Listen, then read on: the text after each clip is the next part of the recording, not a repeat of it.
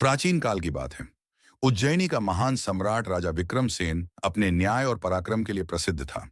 उसके राज्य में सुख शांति थी, लेकिन अचानक कुछ ऐसा हुआ जिसने पूरे राज्य को भय और रहस्य के साए में ढकेल दिया।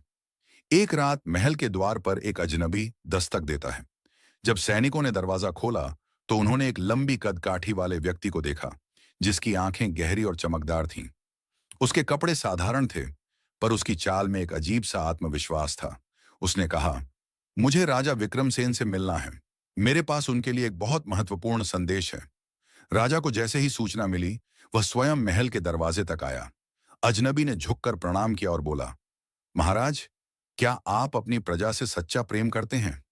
राजा ने मुस्कुराकर उत्तर दिया, निस्संदेह, प्रजा ही राजा की असली शक्ति होती है। अजनबी ने एक कागज का टुकड़ा राजा के हाथ में दिया और कहा, अगर आप अपने राज्य को बचाना चाहते हैं, तो कल रात इस पत्र में लिखे स्थान पर अकेले आइए, अन्यथा आपके राज्य पर एक भयानक विपत्ति आ सकती है। जब राजा ने पत्र खोला, तो उस पर केवल एक पंक्ति लिखी थी, मृत्यु की छाया जहां सबसे घनी होती है, वहीं सत्य का दीप जलता है। राजा ने अपने मंत्रियों को दिखाया, लेकिन कोई इसे समझ नहीं पाया। तब एक वृद्ध ज्ञानी ने कहा, महाराज, यह संदेश शमशान भूमि की ओर संकेत कर रहा है। राजा ने निश्चय किया कि वह अकेले जाएगा।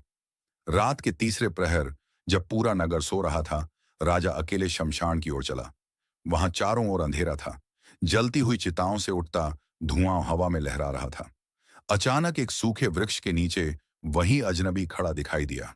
उसने राजा को देखते ही कहा, महाराज, आप योग्य हैं, लेकिन यह जान लीजिए कि आपके राज्य पर संकट आने वाला है। यह संकट किसी बाहरी शत्रु का नहीं, बल्कि आपके ही किसी विश्वास पात्र का होगा। राजा चौंक उठा। उसने पूछा, कौन है वह विश्वासघाती? अजनबी ने उत्तर दिया, इसका उत्तर आपको स्वयं खोजना होगा, लेकिन याद रहे, जिस दिन राजमहल में कमल खिलेगा, उस दिन आपके लिए सबसे बड़ा धोखा तैयार होगा। राजा विक्रमसेन वापस लौटा, लेकिन उसके मन में यह पहेली गूंजती रही। कुछ महीनों तक सब सामान्य रहा, लेकिन एक दिन एक दासी भागी भागी आई और बोली, महाराज, महल के जलकुंड में अचानक कमल खिलाए हैं। राजा को झटका लगा।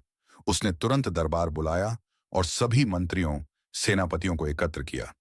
तभी उसने देखा कि उसका सबसे प्रिय मंत्री अमात्य सूर्यमल बेचैनी से इधर उधर देख रहा था।